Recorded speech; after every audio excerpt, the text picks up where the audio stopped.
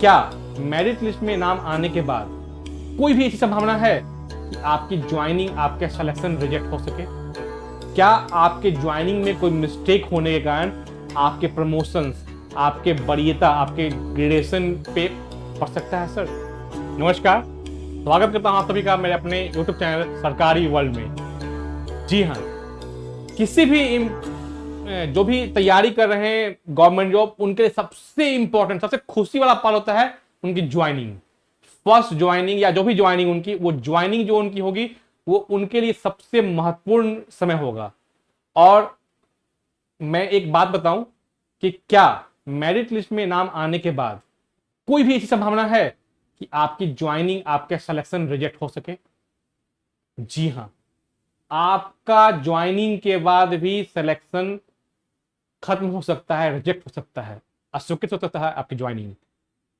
तो बहुत ध्यान से इस वीडियो को देखिएगा, मैं सभी बारीकियों को बताऊंगा इस विषय पे कि क्या क्या आपको प्रिवेंशंस लेने हैं, क्या क्या आपको ध्यान रखना है कि कोई मिस्टेक ना हो आपके ज्वाइनिंग के, आपके मेरिट लिस्ट में नाम आने के बाद भी आप रिजेक्ट ना हो। तो इस पे बहुत गौर कीजिएगा और इन गलतियों को ना करें तो आपके लिए किसी प्रकार की परेशानी ना होगी। तो एक तो वो, और सेकेंड, क्या आपके ज्वाइनिंग में कोई मिस्टेक होने के कारण आपके प्रमोशंस, आपके वरीयता, आपके ग्रेडेशन पे पड़ सकता है? सर जी हां, तो इन दोनों मुद्दों को खत्म करने के लिए, नलिफाई करने के लिए क्या क्या आपको करना पड़ेगा, इस वीडियो में आपको आप देख लेंगे तो आप बिल्कुल समझ जाएंगे कि हाँ, इन चीजों को हम अवॉइड करेंगे तो हमें किसी प्रकार का दिक्कत नहीं होगी। तो शुरुआत करते हैं अपने इस वीडियो का। ज्वाइनिंग कैसे करें गवर्नमेंट जॉब में, मेरा आपका नोटिफिकेशन हो जाता है उसके बाद। तो नोटिफिकेशन आपका हो गया, अब क्या करना है, कैसे ज्वाइनिंग करनी है, कहां ज्वाइनिंग करनी है, बहुत सारे प्रश्न आपको कौतूहल करेंगे, आपको एक्साइटेड करेंगे। तो इसके लिए इंपॉर्टेंट है कि ज्वाइनिंग आपको देना है अपने कंपिटेंट अथॉरिटी के यहां। ये वर्ड है सक्षम प्राधिकार, उनके यहां। तो कौन होंगे आपके सक्षम प्राधिकार, ये इंपॉर्टेंट है। तो जब ज्वाइनिंग का आपको जो नियुक्ति पत्र निकलेगा, जो आपका नोटिफिकेशन निकलेगा, उसमें वो स्पष्ट होगा कि आपकी पोस्टिंग कहां की गई है। उसमें ही होगा कि आपका नाम, आपका होम डिस्ट्रिक्ट क्या है, आपका रैंक, आपका वो कहां आपकी पोस्टिंग की गई है।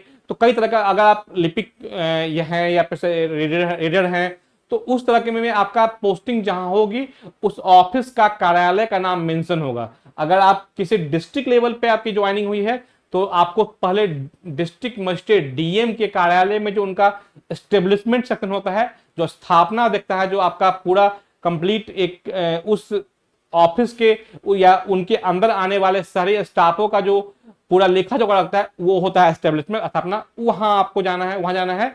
और अगर विभाग में ज्वाइनिंग हुई है तो उस विभाग का जो एस्टेब्लिशमेंट देखता है, जो स्थापना देखता है, वहां आपको जाना है। बट किसको सक्षम प्राधिकार कौन होगा? तो डिस्ट्रिक्ट लेवल पे अगर आपका हो रहा तो डीएम होते हैं आपके सक्षम प्राधिकार। तो जो भी आप योगदान करेंगे वो डीएम के समक्ष होगा, उनके बिहाफ में आपका जो भी रिसीव करे, लेकिन डीएम के नाम से आपका योगदान होगा। और विभाग के केस में जो उस विभाग के सेक्रेटरी होंगे, उनके सचिव होंगे, उनके नाम से होगा। तो ये इंपॉर्टेंट है कि सक्षम प्राधिकार कौन होंगे। अगर विभाग में जा रहे हैं सेक्रेटरी होंगे, और अगर आप डिस्ट्रिक्ट लेवल पे है तो आपके डीएम होंगे। तो ये इंपॉर्टेंट चीज है। इसके बाद अब क्या करें योगदान के लिए, कैसे करें? तो सबसे पहले आपको एक प्रॉपर विधिवत फॉर्मेट में आपको एक आवेदन लिखना होगा, जिसमें आपका नाम, आपका संबोधन होगा, सेवा में जिला पदाधिकारी या फिर सेवा में सचिव फलना विभाग या फिर जो भी है वो होगा। उसके बाद विषय योगदान समर्पित करने के संबंध में, साथ में एक रेफरेंस देंगे, प्रसंग देंगे। प्रसंग और रेफरेंस क्या होगा? जो आपका नोटिफिकेशन हुआ होगा उसके आप जिक्र करेंगे कि फलना विभाग या जो भी है उनका नोटिफिकेशन संख्या ये, डेटेड ये आपका रेफरेंस होगा, ताकि उनको पता चले कि हाँ, आप किस बिहाफ में ज्वाइन करने आए हैं। फिर पूरा मैटर होगा कि आप सेवा में आप लिख देंगे कि मैं फलना विभाग या जो भी विभाग है उसके नोटिफिकेशन के इस आलोक में इस पद के लिए चयनित हुआ हूं, उस नोटिफिकेशन के आलोक में आज दिनांक इतना को मैं योगदान समर्पित कर रहा हूं। तो एक बेसिक होगा। अगर किसी को एक फॉर्मेट चाहिए होगा कैसा होता है आवेदन, आप कमेंट करें, मैं एक वीडियो बना दूंगा उसके लिए कि किस तरह से मैं डिटेल में आप आवेदन लिखें, मैं बना दूंगा उस पर और आपको समझा दूंगा कैसे कैसे क्या आपको ज्वाइनिंग के लिए करना है। तो एक विधिवत फॉर्मेट होगा जिसमें आपको रेफरेंस देना मस्ट है अपने नोटिफिकेशन का, तो ये इंपॉर्टेंट हो गया। उसके बाद उसके साथ आप अटैच करेंगे नोटिफिकेशन, जो आपका नोटिफिकेशन है, तो अधिसूचना है, उसकी छाया प्रति वो भी लगा देंगे साथ में, ताकि उनके पास वो जहां भी जा रहे हैं ज्वाइन करने के लिए वो आसानी हो कि हाँ नोटिफिकेशन आपका ये है। वो क्रॉस चेक अलग बात है कर लेंगे, बट आप उसको लगा देंगे साथ में। इसके साथ एक बहुत इंपॉर्टेंट चीज होगा कि आप जो उस पद के लिए आपने जब आवेदन दिया था, उस वक्त आपने जो भी डॉक्यूमेंट सबमिट किए थे, जो भी आपका एजुकेशनल हो, रिजर्वेशन हो, एड्रेस का हो, आईडी का हो, जो भी आपने डॉक्यूमेंट सबमिट किया था, उस सारे डॉक्यूमेंट्स की मूल ओरिजिनल कॉपी आपके पास होनी चाहिए।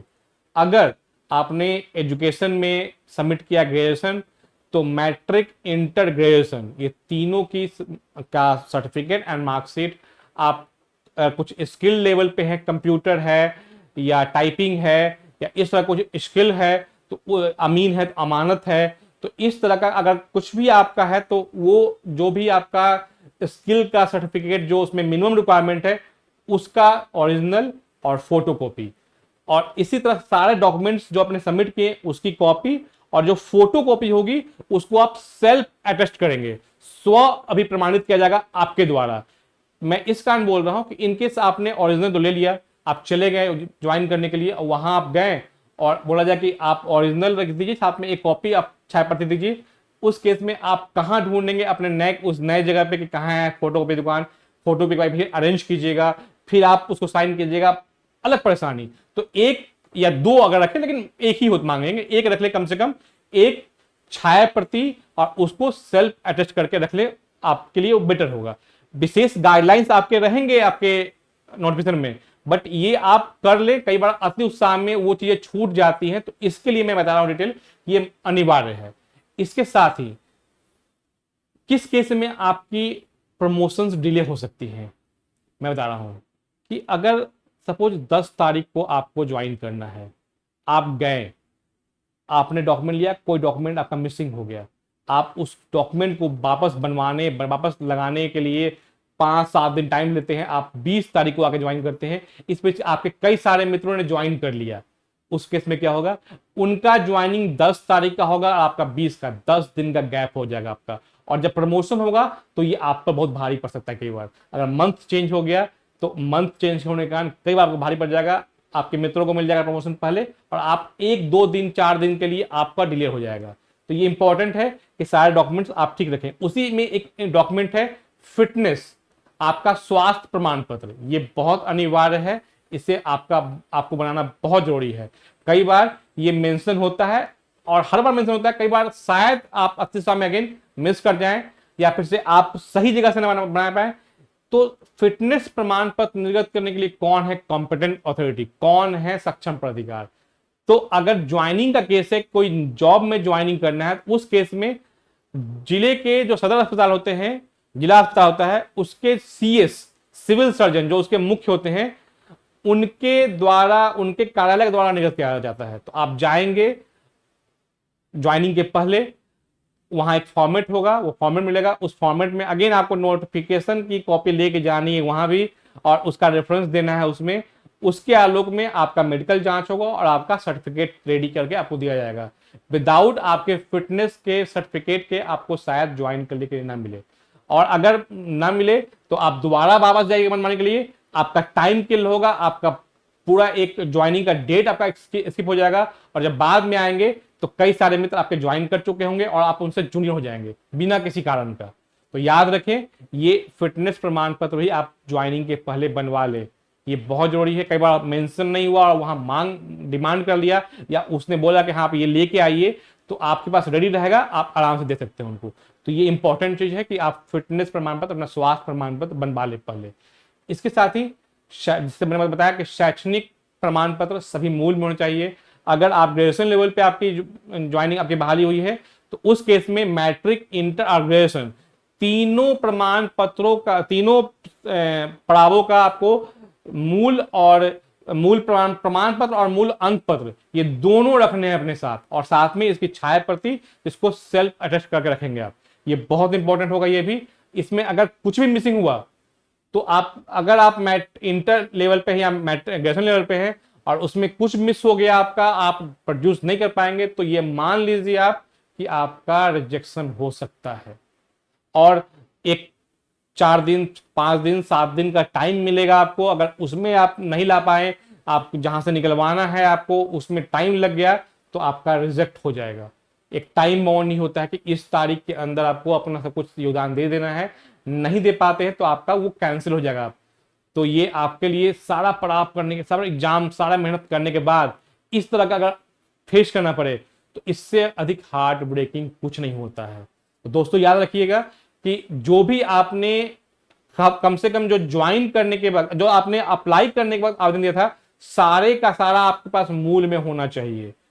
इसके साथ ही एक और इंपॉर्टेंट चीज है, आरक्षण का आपने लाभ लिया है अगर, तो रिजर्वेशन का आपने लाभ लिया है, तो उस केस में आपको बिहार के डोमिसाइल का, बिहार के निवासता का प्रमाण पत्र, आपको आवासीय प्रमाण पत्र साथ में लगाना अनिवार्य होगा, क्योंकि आरक्षण का लाभ सिर्फ बिहार के लोग हैं उनको ही मिल पाएगा, इसमें जो यहाँ के लोग हैं उनको मिल पाएगा। तो उस केस में जिस स्टेट के वहां मिलेगा, तो इस केस में आप अपना आवासीय प्रमाण पत्र भी तैयार करवा लें आरक्षण अपने कास्ट सर्टिफिकेट के साथ, ये इंपॉर्टेंट होगा, ये कर लें। ईबीसी के केस में ईबीसी का अपना सर्टिफिकेट प्लस आय प्रमाण पत्र ये भी बनवा ले, मांगा जा सकता है आपसे।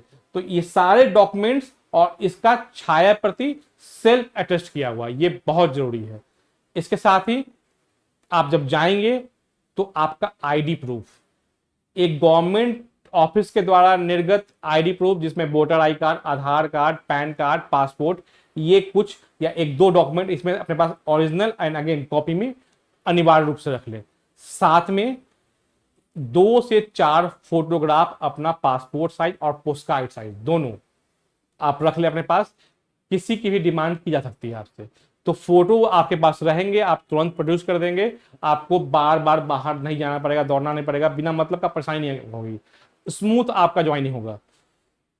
मैं डॉक्यूमेंट शैक्षणिक इसी कारण बोल रहा हूं क्योंकि कई बार होता है कि आपने हाल में देखा होगा कि क्लर्क की बहाली हुई है, पंचायत सचिव की बहाली हुई है, कर्मचारी बहाली हुई है, तो ज्वाइनिंग के वक्त उनका काउंसलिंग किया गया और उस काउंसलिंग के समय उनको अपना सारा डॉक्यूमेंट प्रोड्यूस करने के लिए बोला गया। कई सारे मैक्सिमम ने प्रोड्यूस किया, कई सारों का मिसिंग था और वो 1-2 को मैं जानता हूं पर्सनली जिनकी ज्वाइनिंग नहीं हो पाई, उनकी ज्वाइनिंग हो ही नहीं पाई, उन्होंने डॉक्यूमेंट उनका मिसिंग था, उनको लगा कि फोटोकॉपी से हो जाएगा, फोटोकॉपी लेके गए, उनका रिजेक्ट कर दिया गया और वो जब अप्लाई करने गए अपने संबंधित कार्यालय में निकालने के लिए देते पड़ते उसका टाइम लग गया उनका और उसी में उनका रिजेक्ट हो गया। अभी वो हाईकोर्ट में केस उन्होंने किया हुआ, बट उससे एक लंबा पड़ गया, वो बिना मतलब का मानसिक और आर्थिक दोनों उनको परेशानी का सामना करना पड़ रहा।